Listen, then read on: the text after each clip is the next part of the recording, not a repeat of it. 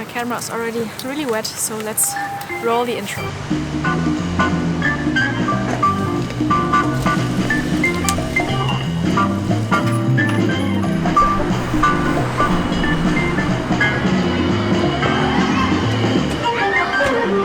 Hi and welcome to another video, this time from Copenhagen, which is pretty grey and rainy today, but we're trying to make the best out of the situation and shoot some film anyway. So I have my trusty Hasselblad XPAN with me here, which is already a little bit wet, so fingers crossed that everything will work out and we don't have any damaged cameras in the course of making this video. And I would like to shoot some black and white film today and experiment a little bit with stitched panoramic images, which means that I will take multiple shots of one scene and later stitch them in post to see if we can get like a bigger image. So without any further ado, let's get soaked and let's start. So today I will shoot some Kodak TMAX P3200, which natively is an ISO 800 film, but in my experience when I shot this at ISO 800 it was still a little bit underexposed, so I decided to shoot it at ISO 640 this time to give it a little bit of extra kick, and I have 2 rolls of this, so yeah, let's load it in.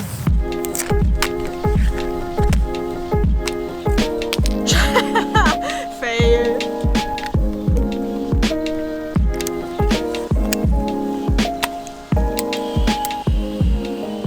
We started this rainy photo stroll in a place called Superkiln Park in the popular area of Nørrebro in the middle of Copenhagen. The park is divided into 3 main areas. The black market you can see me shoot in right now, the red square we will visit later, and the green park. Superkiln is a public park that was built to bring people closer together by showcasing the diversity of Copenhagen and by representing all the different nationalities of people who live in this area. I have this new jacket which has a very big pocket, so I can simply... immer wenn ich das vorzeige, ist es nicht smooth. But I can do this protected from the rain and feel like a kangaroo and keep on shooting. So let's hop to the next shot.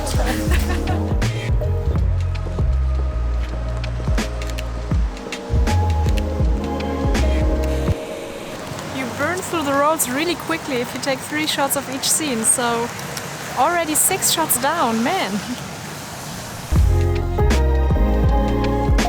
You can find things from all over the world here, as for example the black octopus from Japan, Chinese palm trees, a fountain from Morocco, or swings from Iraq. Even small details like the benches, the street signs and the trash cans are from different countries, resulting in different elements from over 60 different nationalities. Since not every scene was suited as a stitched panorama, I also took a handful of regular shots in between.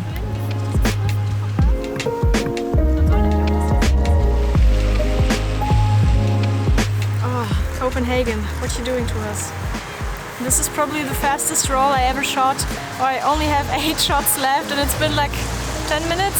So yeah, I guess we will have to reload soon. The rain obviously had the disadvantage to make the whole experience a little less comfortable. But on the other hand, it was not that crowded in Superkiln, which means that it was easier to shoot the scenes with a more structured composition, either without people or with precisely placed people in the shot.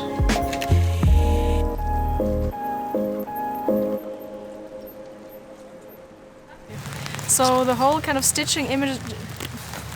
Sobald die Kamera an ist, ne, dann klappt das nicht mehr mit dem Reden. Yeah, let's try that again. Stitching multiple photos together to create some sort of photo collage is of course not my original idea.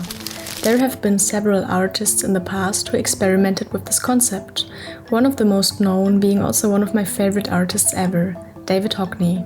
In the 80s, Hockney started experimenting with Polaroid images, but also 35mm prints, where he stitched several images together, either in a grid or by overlapping, to create a bigger image.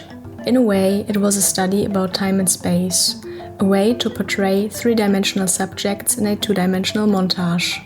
This body of work stuck with me ever since I visited a Hockney exhibition in my early teens.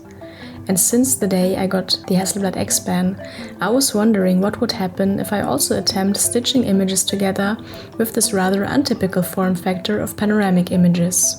I also did some research on this topic ahead of time and coincidentally discovered that a photographer from Japan called Takashi Fukukawa is working with this triptych concept of panoramic images a lot.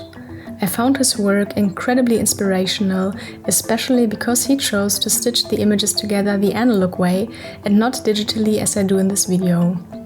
And while I keep on shooting, I would be interested to hear about your thoughts and experiences with stitched images, so let me know about your opinion in the comments down below. Das ist ein Secondhand-Laden. Kommen wir da rein und gucken, ob die Kameras haben?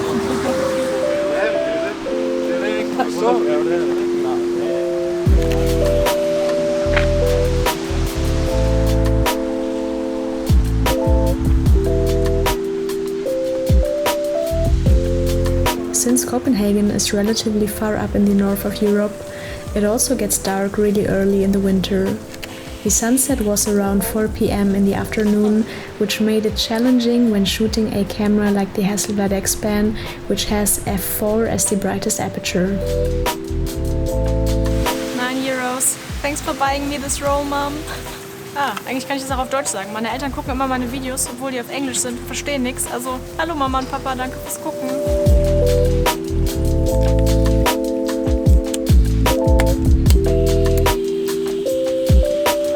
The weather is not so good today, so we're gonna call it a day and cut right to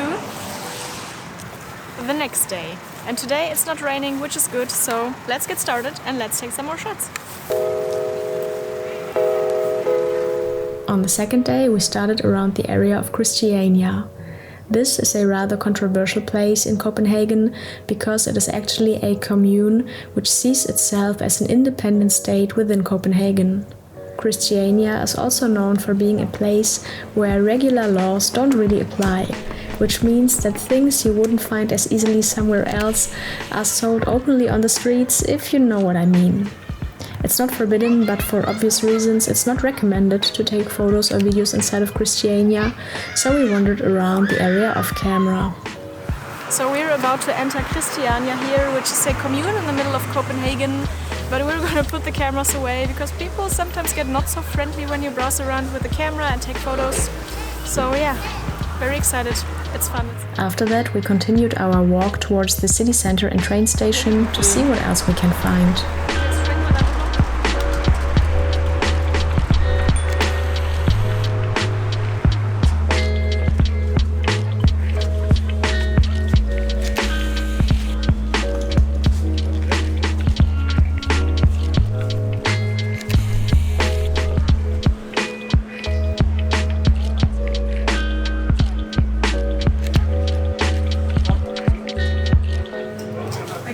Structures of these because if you shoot through the foil it all looks kind of milky and kind of distorted, which is really nice.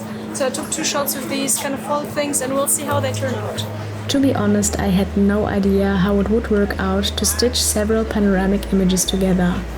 And even though the execution is not perfect yet, I really enjoyed trying out something completely different.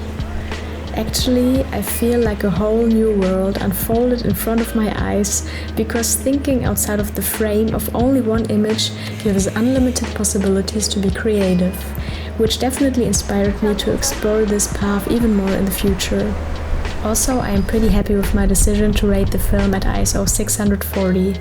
I think it has the perfect amount of grain in the shadows, making the image contrasty and punchy without making it appear too muddy.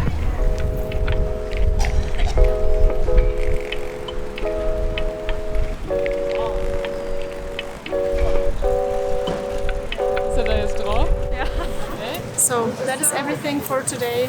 I'm very excited to see the images because I haven't, while you already have seen the images. I'm especially excited about the stitched panorama images and I hope they kind of worked out.